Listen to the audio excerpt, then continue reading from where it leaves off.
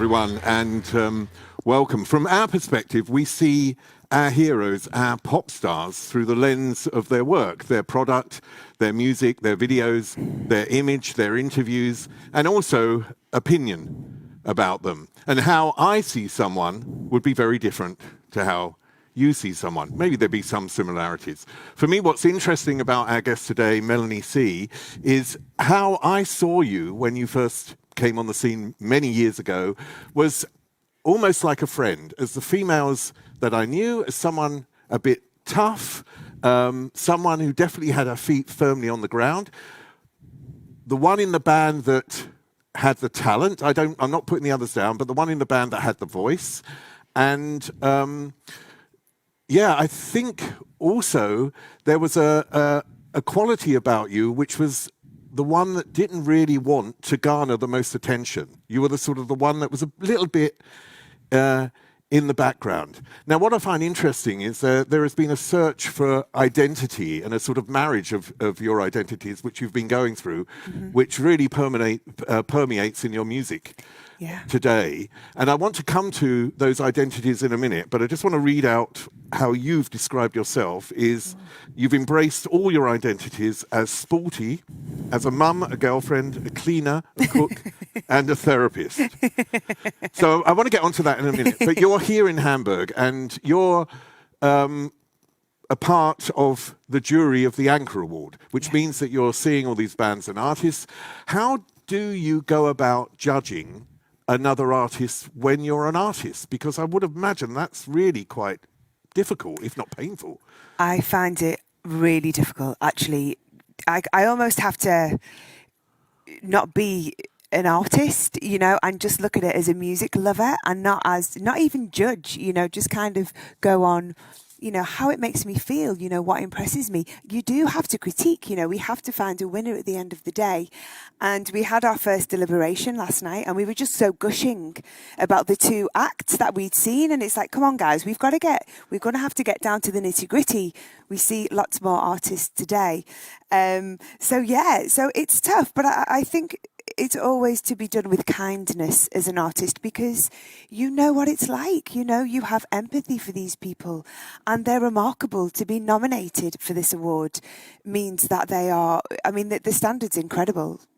It's funny, isn't it? Because you're the judgment of you at the point of entry into the Spice Girls was very different.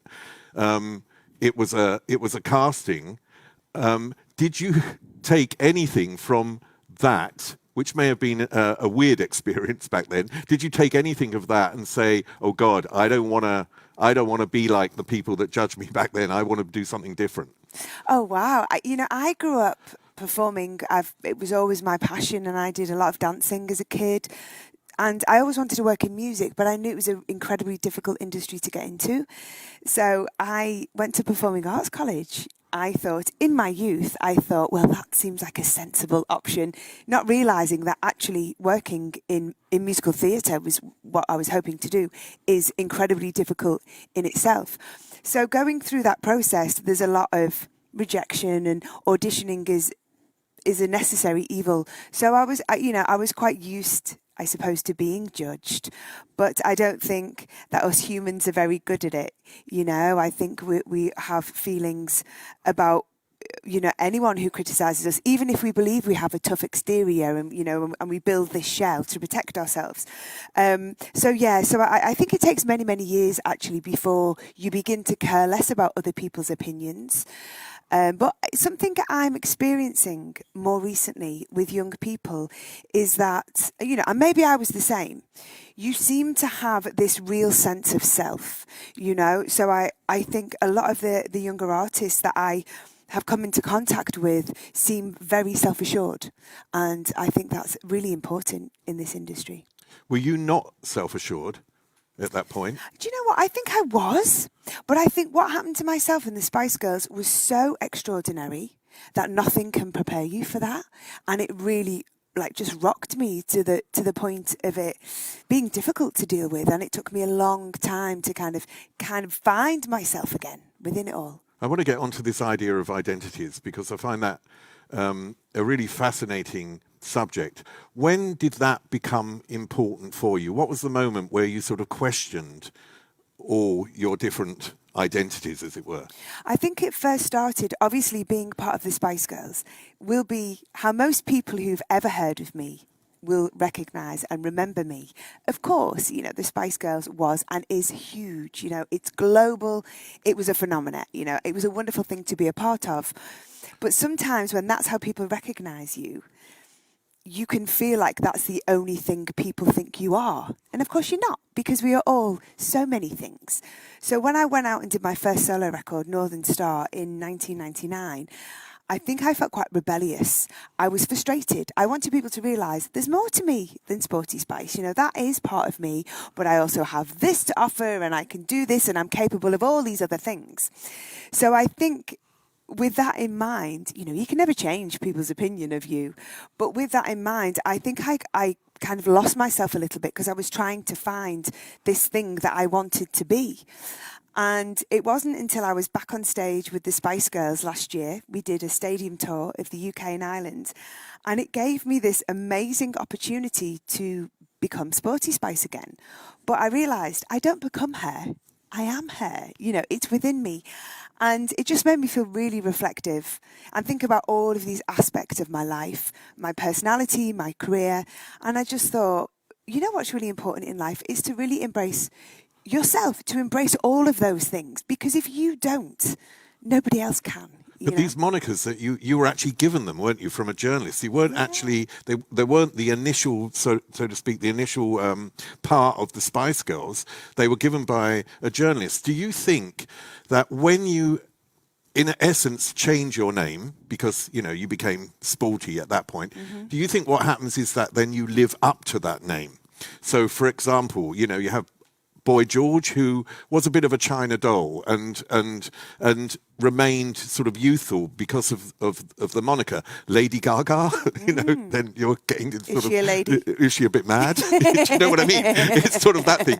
And then, you know, it's and if you're given the name Sporty, then it's almost like, do you have to live up to that? And do you think that's part of it? It's not just how people saw you. Yeah. It's like how you then perceive yourself for a while. Yeah. Yeah, it's a really weird one with the Spice Girls because everything that we are and became was almost accidental.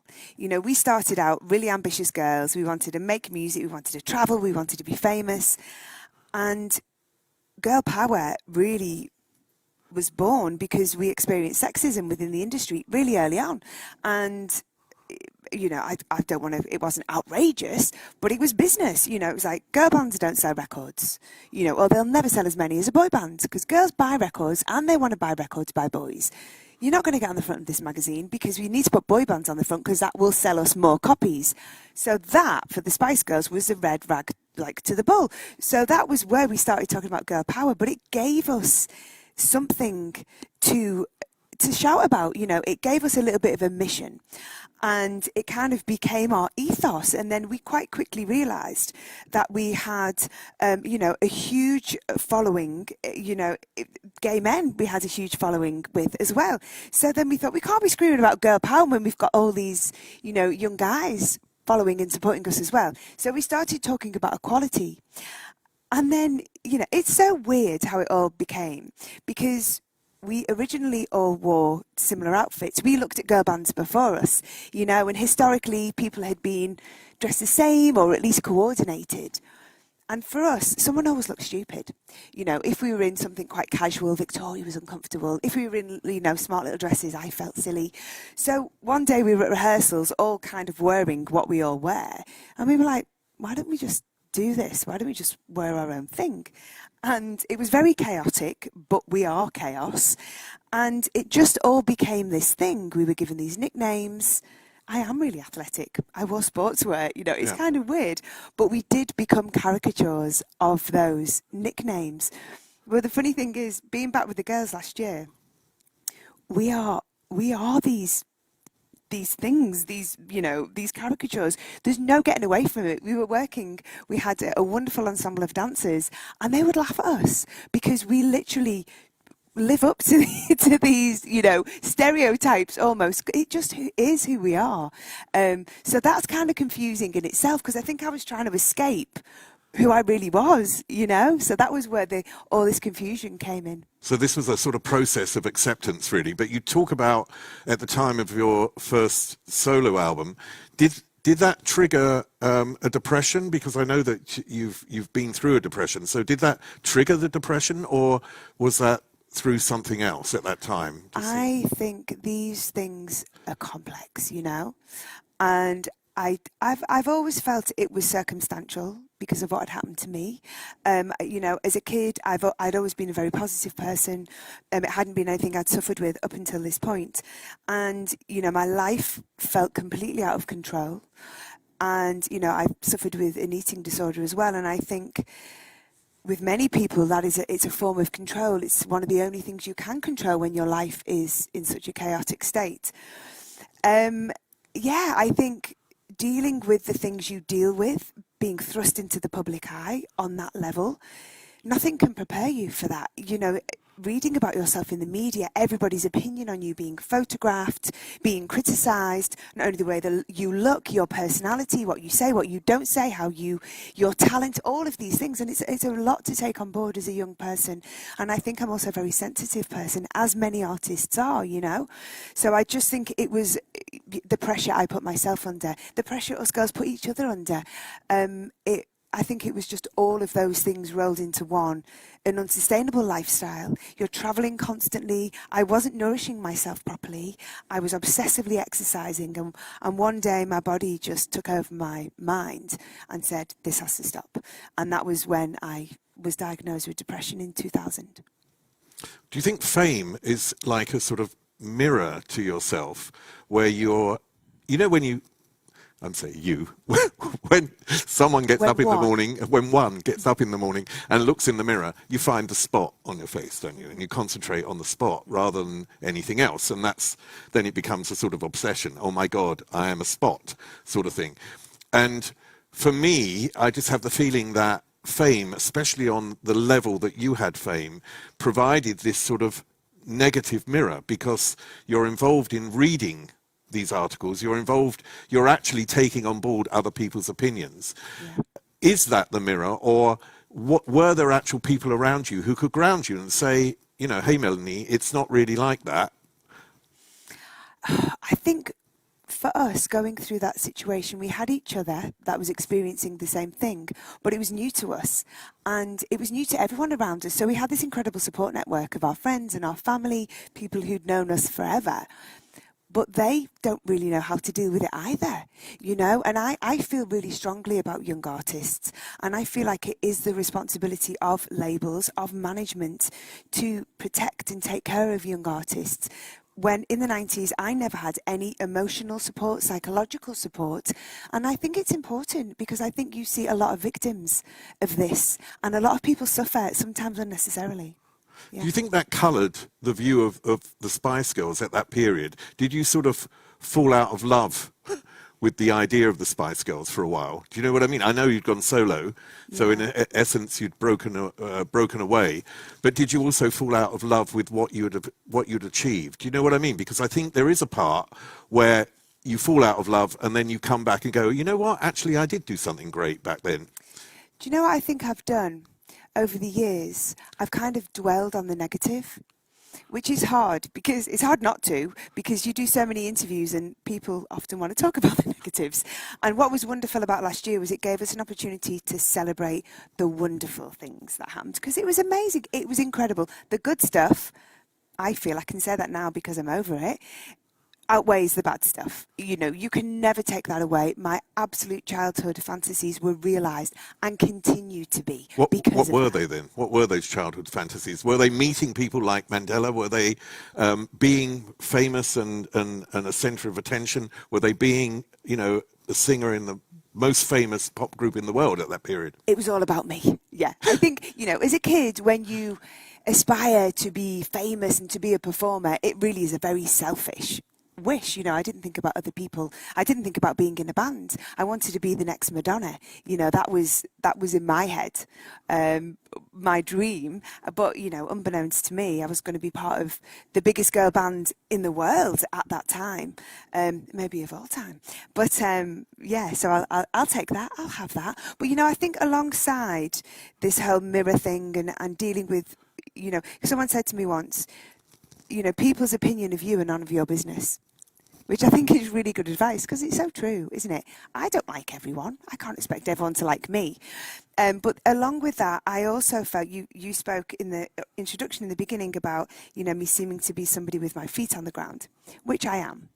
And I think a lot of it is for my upbringing and working class from the north, and which, for people who aren't British, that's kind of like a bit of a stereotype, isn't it? But, it's kind of the environment I've been brought up in. And coming from that environment and becoming very successful, both with my work and financially, I felt a lot of guilt. I felt like I didn't deserve it. And I felt like I had to make myself what I perceived to be perfect, this perfect image of who I was, to be deserving of this success. So psychologically, it's very complicated, I think, but I've definitely had a long time to unpick it all. The album, your new music, as I said before, is sort of permeated by this search for identity. Can you tell me how you see that, or do you see that as your drive now? Because I think every artist has a specific drive, and I'll just give a quick example. It's sort of like Madonna and the connection to her mother, who died when she was young, and then when her mother went, it was clear that she needed attention, and so that has been a drive in her life, I would say. Yeah. And I think for you, talking about identity, there is a drive in there to find these identities and to marry these identities and to bring it out in your music. So how has that worked in this new album? Oh, it's all very complex. I mean, I always question people who want to be famous, because I have, an interesting relationship with fame. I think once it happened to me, I was like, oh, I'm not sure whether I like this.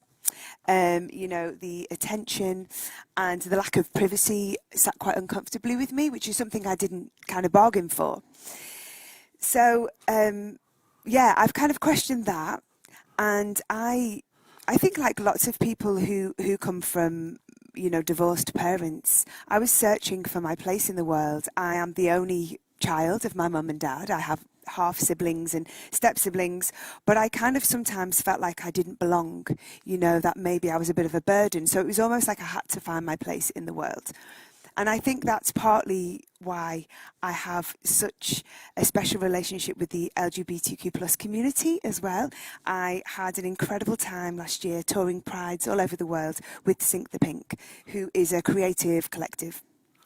And, working with drag queens and non-binary people, and kind of really owning being a gay icon in a way I hadn't before, because I always thought that I'm not responsible for that. It's the other Spice Girls. I'm just sporty. I think always it was like, oh no, I'm sporty. It's nothing to do with me.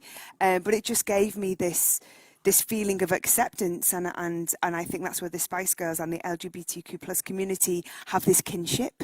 It's really about truly being who you are, and that being who you absolutely should be. So what did you learn from these drag queens then, and what did they learn from you, more importantly? Gosh, what did they learn from me? I would have to ask them what they learned from me. But what they learned from me was, I suppose, the experiences that I've had. We were going into some crazy experiences. Our first gig was Sao Paulo Pride in Brazil, and there was over 3 million people on the street. I mean, you can't even imagine, can you? We were on a float, and we had our show that we'd put together. And I know from experience, these really incredibly adrenaline heightened performances are ever like that. And you come off stage and you're like, what just happened? You can't even remember anything. So I said to my beautiful drag queens, I said, look, you know, this is going to happen. It's going to go so quickly. You must be present. Take in the sights, the sounds, the smells. Make eye contact with each other. Really, like, take these like pictures in your mind for memory. And they, when we came off, they were like, oh my God, you were so right. You know, so that was just a little anecdote of something which hopefully they did learn from me. But from them, I just learned, I don't know, I think it's hearing about people's struggle sometimes, you know, just that kind of coming from different backgrounds and different cultures and just wanting to be who you are and how difficult that can be, you know, whether it's coming out or just the things that people have to overcome. And it just, I don't know, it just made me feel like really grateful. I think we all have so much to deal with in our lives, and just meeting people from this community, I don't know, it just kind of opened my eyes and just made me feel grateful. It's funny, isn't it? Because you talk about the Spice Girls time, about female empowerment, and it's what you've been since as well, and then also about empowerment for LGBTQ people.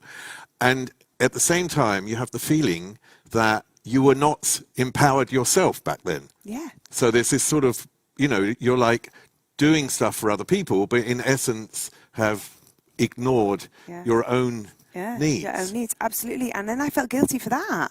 You know, I felt guilty because I thought I'm not practicing what I preach, you know. But it's just been a journey, and I think, you know, to come back, you were talking about this record. You know, the last few years, it's been a gradual process, and the last few years have been amazing for me to have this final, you know, whatever this piece, this jigsaw piece, this last little piece that had to fall into place, whether it was a combination of working with the Spice Girls again last year, revisiting that, working with, you know, very closely with the LGBTQ plus community. And I feel like my priorities as an artist have changed. When I was a kid, it was all about me. It was about being famous. It was about performing. It was about the enjoyment that I got about the performance. Over the years, I've had the most wonderful experiences where fans reach out to you. It used to be fan mail. Now it's Twitter and, you know, other platforms. And you hear all those wonderful stories about how my music, the Spice Girls music, has helped people. It's empowered people. It's got them through difficult moments. It's been their strength. And it's like, wow, that's what music did for me when I was a teenager in my room with my first heartbreak, falling out with my mates, all of those moments when you feel very alone. And I thought, wow, I've been given this incredible honour of doing that for other people. And it's really humbling. And so now when I make music, of course, it's about me, but it's really about that connection with people. And I just feel really, really lucky, you know, especially with what the Spice Girls have done. You know, I think the legacy of the Spice Girls is incredible.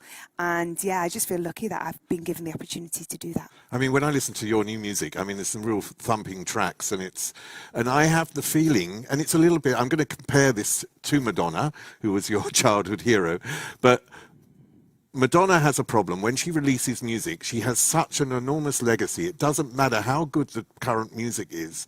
It's almost like you cannot overcome that legacy. Yeah. When I listen to your music, I think this should be massive. And maybe the legacy has given you a platform, but at the same time slightly works against you. Do you think that's fair to say that? Because I think your music, if it was recorded by a younger artist today, a sort of, you know, who's starting out on their career, I think it would be massively successful. And I think it's only because of the legacy that people have an image maybe and connect you to the 90s as well as to today, that it works against you. I don't know if that's fair or not. Really. Yeah, I think there's definitely something in that. I think, yeah, because people already have this opinion written, don't they, for you. And I think it's very ageist as well. You know, I'm making music which is quite youthful, but it's music that I enjoy, you know, and I'm the age You're I'm still at. a spring chicken. You really are. I keep believing that. But I feel like my mission's slightly changed. You know, obviously I talk about girl power and equality, you know, as all of the Spice Girls do. But I think it's really important now.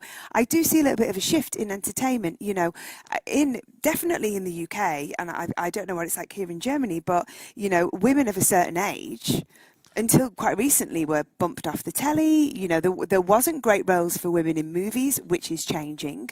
But I think, you know, music is a difficult one. And the thing which is, I think is hilarious is, you know, obviously I'm a Spice Girl, so people are interested in speaking to me, but then there's a little bit of prejudice when it comes to my music, sometimes.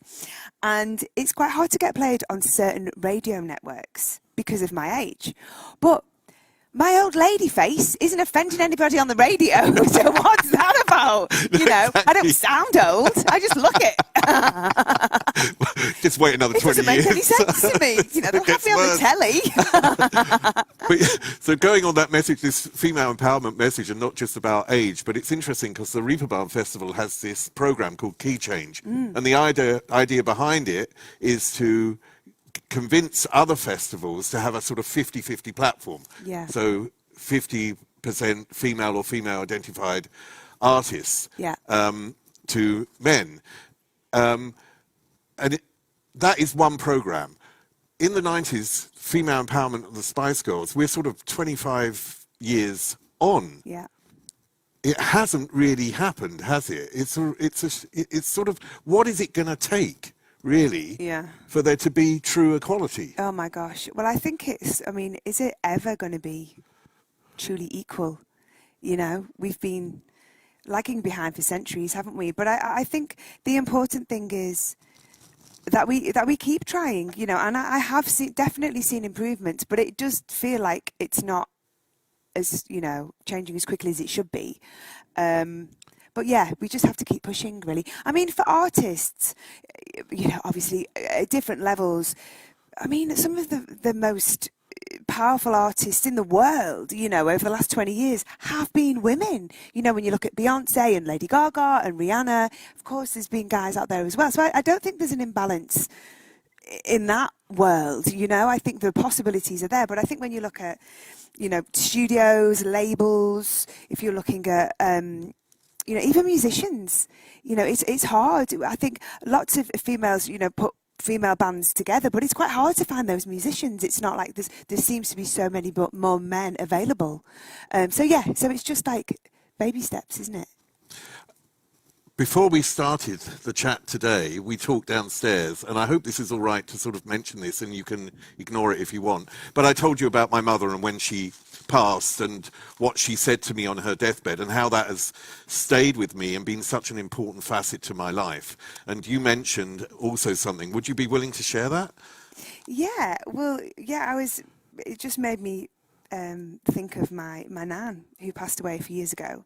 On my paternal side, and she was quite straight talking, actually, my nan, and one of the last things she said to me was, "You're too soft, you girl."